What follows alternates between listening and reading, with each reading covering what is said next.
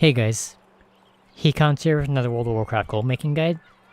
Between Tuesday reset and the Warfront turn-ins going live once again for Alliance, I've been raking in a ton of gold. On top of that, I'm also still flipping BOEs, milking Darkmoon decks, and selling a ton of enchants, netting me millions. In today's video, I thought I would share the sales from the past week on this realm, as well as share my approach to making crazy profits from Warfronts. So on this banker, I had a ton of solid sales from the Tuesday reset as well as the Warfront turn-ins. It switched over late last night while I was sleeping, but I managed to sell a bunch of these Stoutware navigations for, it looks like between 2.4k and 3.3k. When I woke up this morning and they were down to 2.5k, I decided to do a reset, bought all of them out, and relisted a stack of 3 for around 20k. And I managed to sell one. I think it sold immediately after I listed, so I decided to ramp the price up and started listing them for 30k. I didn't get any sales at 30k, so I listed a couple more stacks at 25 and managed to get 2 sales there. And then that's where the prices have been most of the day. As you guys can see here, I managed to sell 3 more, probably like an hour or 2 hours ago for a little over 25k after the auction house cut. In addition to the Stoutware navigation, I ended up resetting the Monolite ore. Now, they were sitting at around 50 gold on my realm, but there wasn't very many, so I ended up buying those out, and I ended up resetting originally to 200 gold per ore, which is more than 4 times what I paid. I managed to sell, looks like 3 stacks at around 11k to 12k. And then someone undercut me pretty hard by like 1k, 2k, so I managed to get a sale at 9.5k after the auction house cut. And then right now they're sitting at around 6k per stack of 60, so 100 gold per ore, which is still double what I paid, so that's currently what I'm selling them at. Making a nice 3k profit per stack.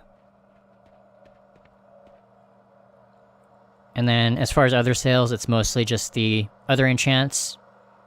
People getting their Mythic Plus caches and wanting to enchant their new gear. And also the Darkmoon decks. Actually, one of my main competitors bought me out. I think he bought out most of my decks, but I had a bunch in my bag, so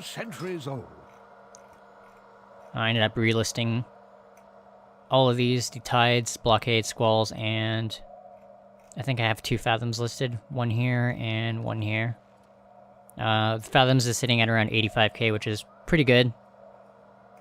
And then the other decks are between 18k for the Tides, and then 35 for the Squalls, and 45 for the Blockades, so a little bit better than what they were selling for over the weekend, so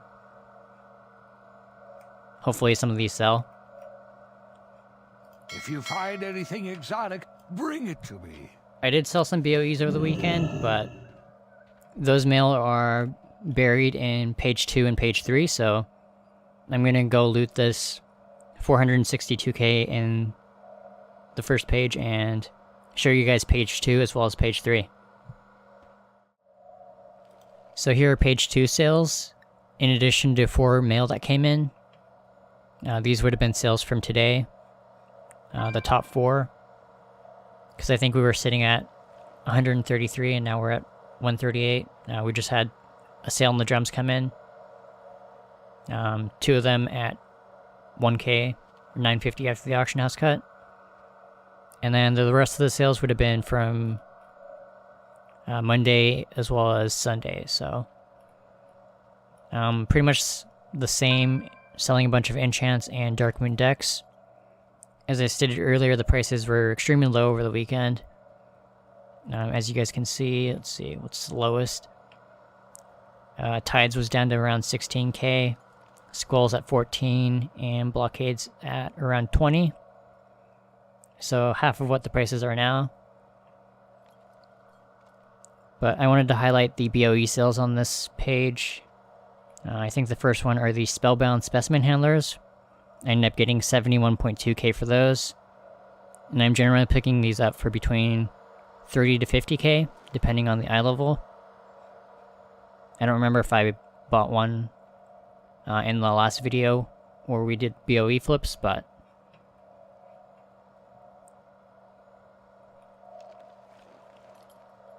most of the BOEs I picked up in the last video, I picked up for around, I think around 30 to 50k.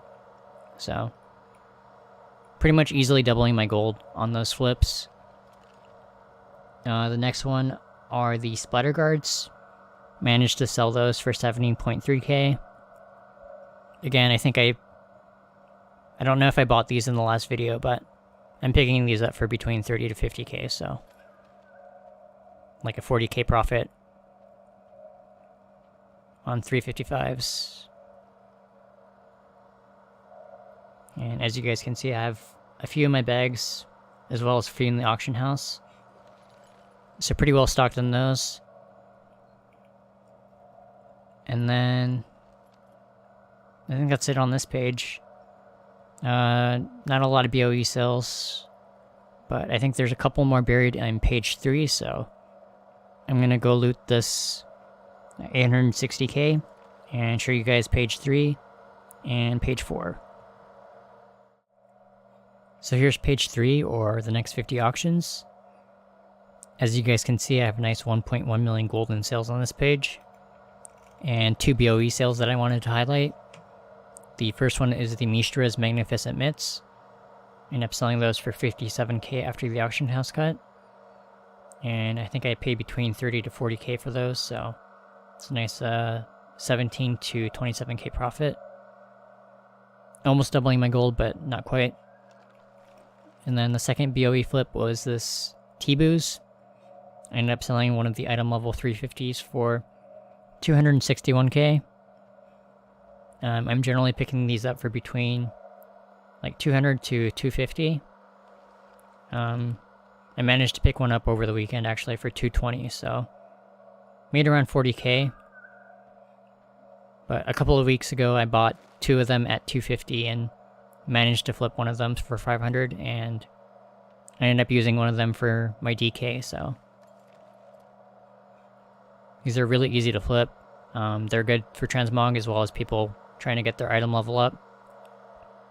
They're actually down to 200, I think, on this realm, so I may end up buying those out and trying to flip them again.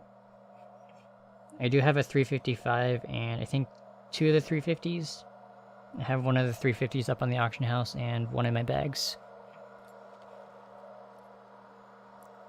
Anyways, I'm going to be looting all this mail, and we're going to check out the last page.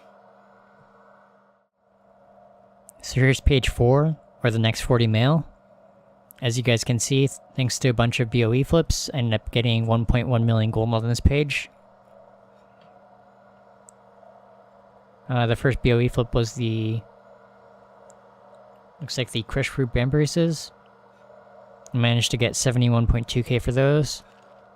Again, I'm picking those up for around 30 to 50, so easily doubling my gold. And then we have 3 more BOE sales at the bottom. The next one are the Reinforced Test Subject Shackles, which I believe are the male bracers.